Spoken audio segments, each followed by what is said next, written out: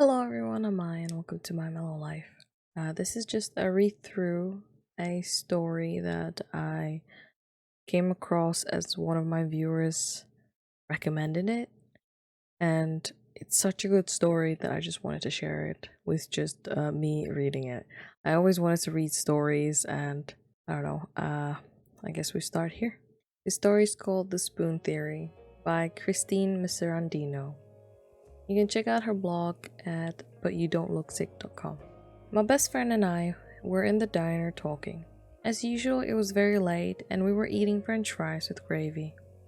Like normal girls our age, we spent a lot of times in the diner while in college, and most of the time we were spent talking about boys, music, or trivial things. That seemed very important at the time. We never got serious about anything in particular and spent most of our time laughing. As I went to take some of my medicine with a snack, as I usually did, she watched me with an awkward kind of stare. Instead of continuing the conversation, she then asked me out of the blue what it felt like to have lupus and be sick.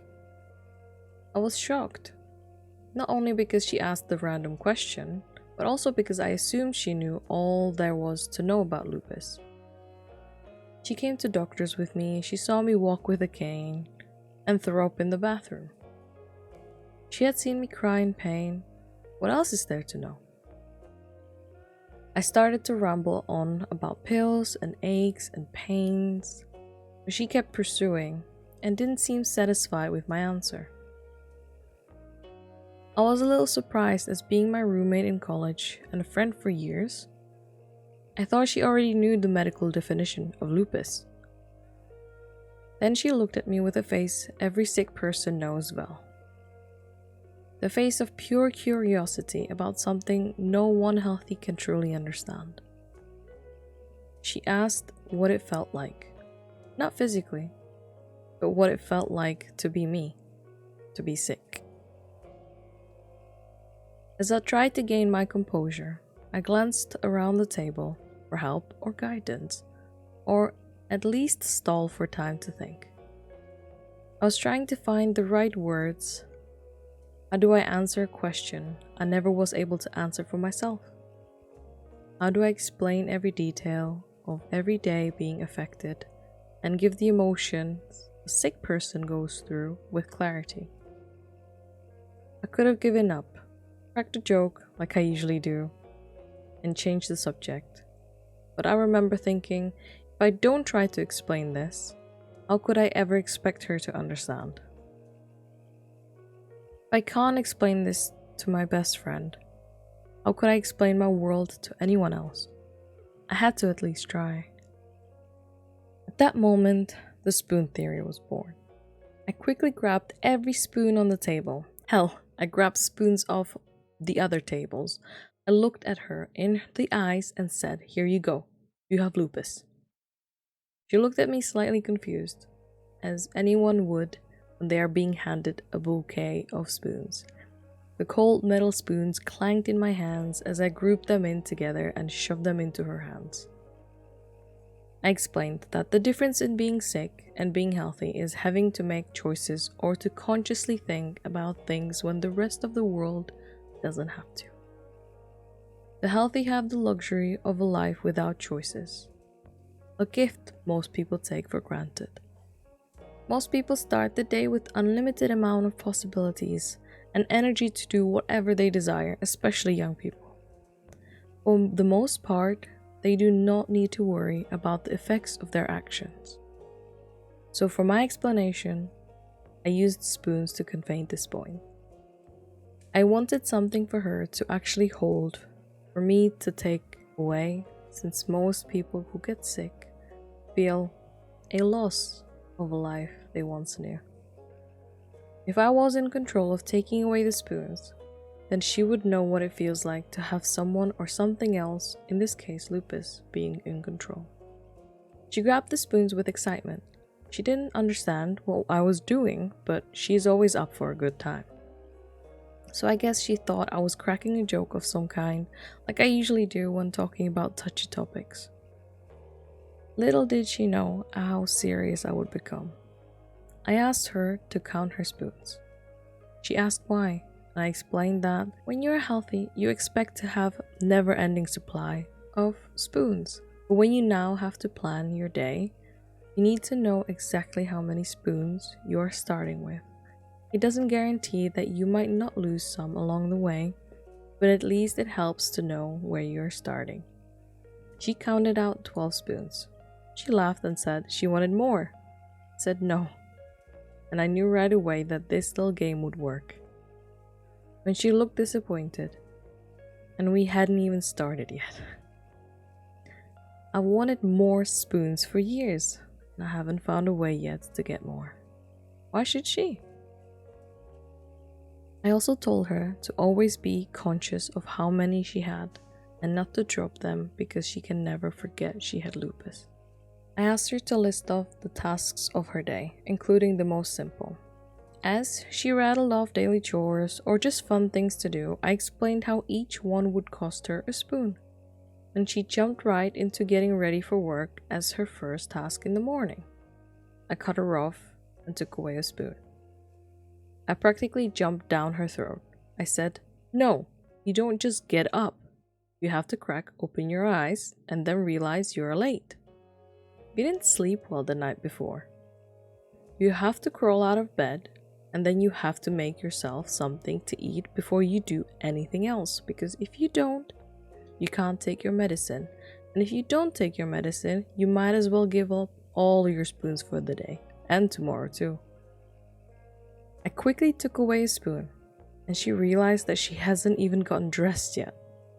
Showering cost her a spoon, just for washing her hair and shaving her legs.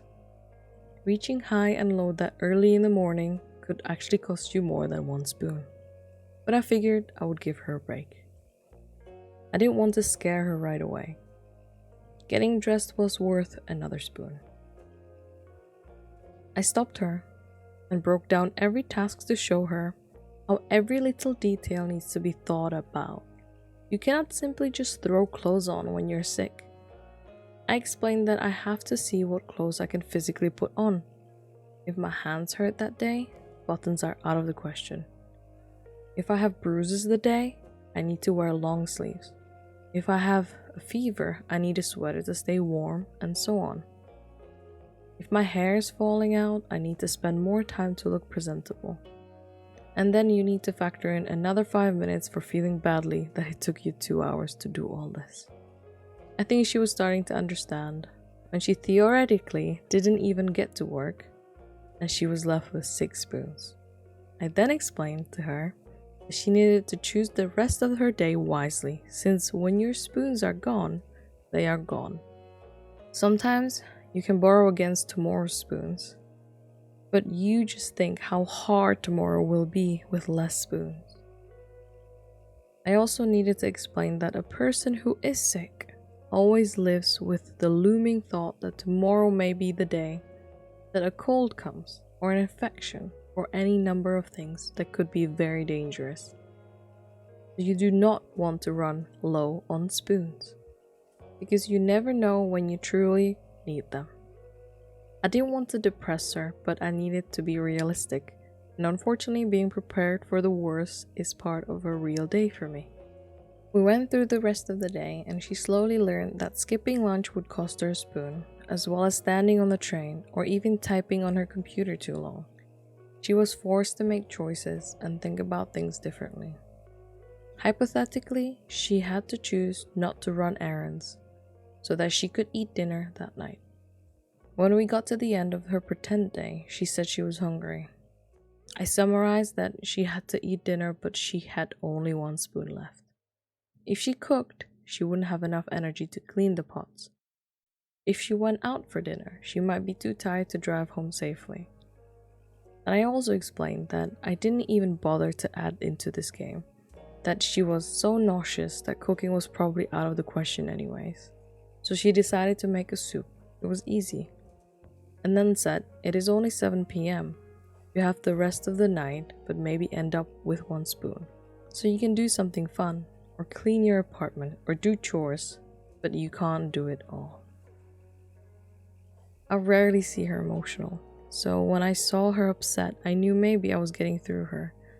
I didn't want my friend to be upset, but at the same time, I was happy to think, finally maybe someone understood me a little bit. She had tears in her eyes and asked quietly, "Christine, how do you do it? Do you really do this every day?" I explained that some days were worse than others.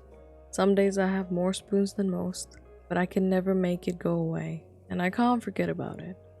I always have to think about it. I handed her a spoon that I had been holding in reserve.